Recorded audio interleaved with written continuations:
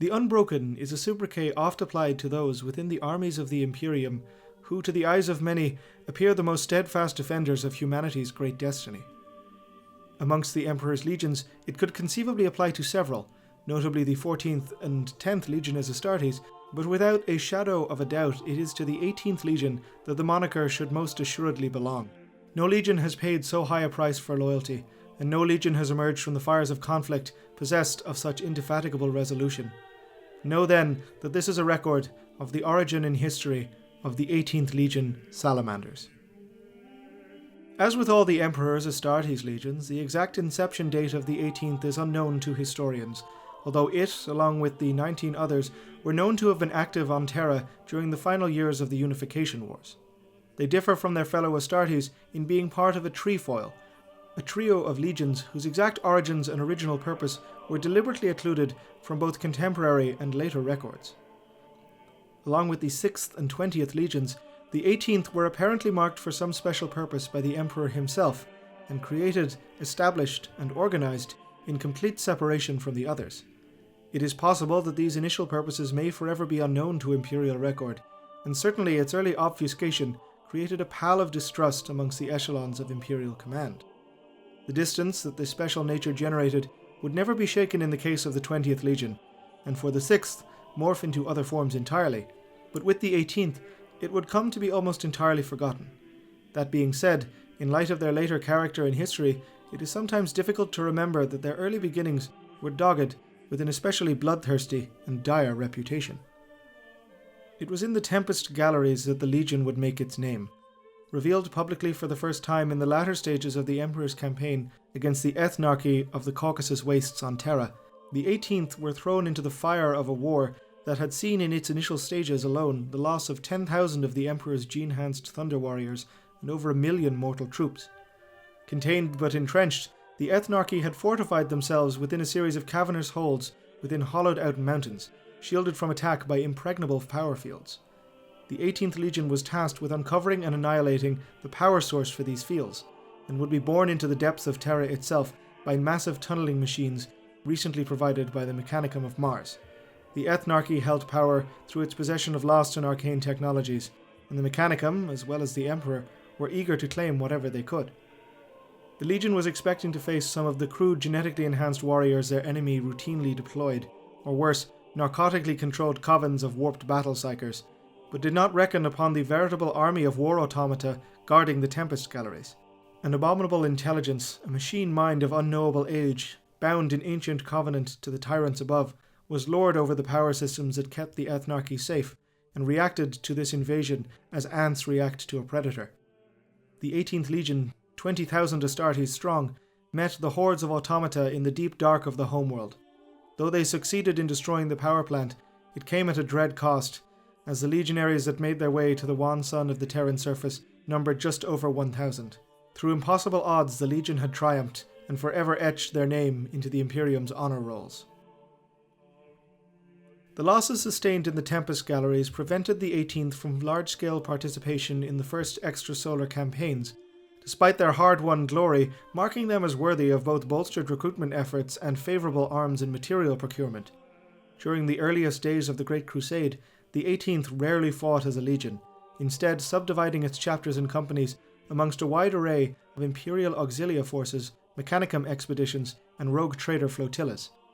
The flexible nature of these forces often led to the Legion adopting an emergency interdiction role in extenuating military circumstances, serving as a first response force behind the main crusade lines should trouble flare up in theatres previously thought compliant with Imperial rule, or in the cases where Imperial lines were stretched thin and unexpectedly broken.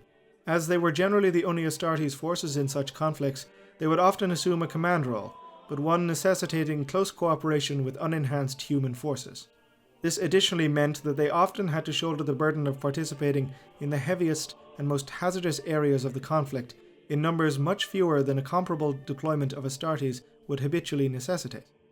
The reputation this developed was rather unique amongst the legions, as the 18th fast became the Astartes of the forlorn hope, the last ditch, and the heroic last stand. Routinely was it their duty, not chosen but borne without complaint, to hold the line against a surprise counterattack or an alien horde, shielding a retreat of mortal forces, or protecting a nascent Imperial colony from depredation. In the case of the latter, the 18th were something of champions to the common civilians of the Imperium. There seemed to be no sacrifice they would not bear for the sake of the Great Crusade and the destiny of humanity. Whereas other legions were the Imperium's butchers, its hammers, its alpha predators, the relationship the 18th developed with the everyman of the Imperium marked them out as something quite different. As the years marched on, however, the Legion's last stand tendencies took on a somewhat darker hue. During the Manticore Cataclysm, the 18th's refusal to retreat, even when sound strategy both demanded and allowed for it, won them the accolades of the Imperial High Command, but the ire of the tactically minded 13th Legion, whose commander Actia openly stated that many of the 18th's suicidal tendencies would lead them to their annihilation, and that this nature made them as ultimately unreliable as the idealistic 5th or ill-disciplined 6th Legions. Despite the decades of new recruits, the 18th's often dire tactical situation, its far-spread deployment, and fragmented nature made it a difficult one to bring up to strength. The 18th lagged behind legions like the 16th and the 1st, both of whom saw rapid and sustained expansions, and it was wondered in some circles whether the prediction of the 13th would come to dreadful fruition. As a question hung over the fate of the Legion in the 4th decade of the Great Crusade, the Primarch Vulcan was recovered when Imperial expeditions reached the planet Nocturne, a world beset by intense volcanic activity owing to the close orbit it shared with its mineral-dense moon, Prometheus. Similar to the hyper-violent homeworld of the 6th Legion, Nocturne beset its human settlers with fire, ash, and predatory megafauna, breeding a people hardier than almost any in the galaxy. Resistant to extremes of gravity, radiation, and heat far above the human standard, the people of the world also possessed a remarkable genetic stability, primarily due to the climate being highly unforgiving to the emergence of divergent genostrains. Vulcan had arrived in a capsule wreathed in flame during the planet's time of trials, a period of intense geological instability caused by Prometheus's closest orbital distance. Rising to become the blacksmith king of the primary city Hesiod, Vulcan had taken to the stoic philosophy of his new home as well as he had to smithing the glorious mineral wealth the planet provided, defending his people against the routine attacks of Eldar slavers. Vulcan was not a gladiator or a conqueror, but a statesman-protector who desired no power save for that which he could bend to the defense or betterment of his people. Indeed, his only condition on departing the planet was that the Emperor ensure the defense of Nocturne in his absence. It is known by many that Vulcan did not immediately attach himself to his legion as some of his brothers did, instead spending several years in the company of the Emperor himself and under his direct guidance. Flourishing under such tutelage, Vulcan absorbed the arts of war as easily as he had the art of the anvil, and when circumstance dictated he take command of the 18th, he did so immaculately prepared for the challenge. In a cluster of worlds near the Taros division, a body of 19,000 legionaries under Lord Commander Cassian Vaughn were committed to a desperate defense against an estimated 1 million greenskins. With the vast majority of other Legion forces committed to expedition fleets making headway into the eastern fringes, or defending against the Rangdan incursions in the galactic north, the 18th were, as they so often were, the only Astartes capable of intervening. Knowing that the ferocity of their enemy would be the death of mortal soldiers, the 18th fought on, saving 3 entire planetary bodies worth of Imperial civilians in the process.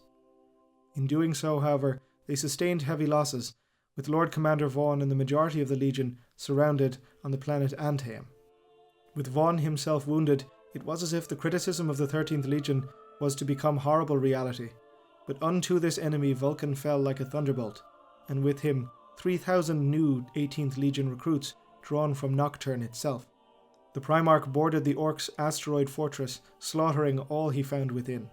The body of the 18th was the anvil, and Vulcan and his new recruits, its hammer. The victory at Antaeum provided the Primarch with an opportunity to reforge his legion to his own exacting specifications.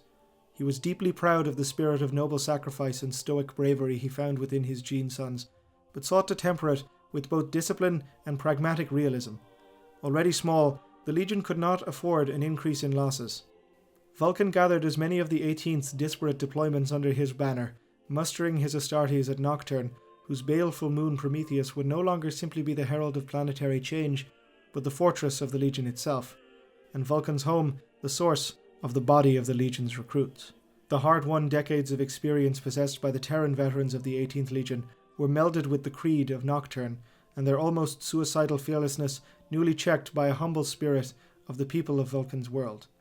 The Primarch reforged his legion as the Emperor had reforged him, creating Astartes lacking the hubris of their predecessors, but possessed of the same dedication to their kith and kin of the wider Imperium.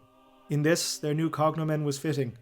Named the Salamanders for the gigantic reptiles that swam the lava flows of Nocturne, they possessed the same undaunted fidelity that these creatures show to their own blood. Ever now would they be the most stalwart defenders of the Imperium of mankind and the dream of the Great Crusade.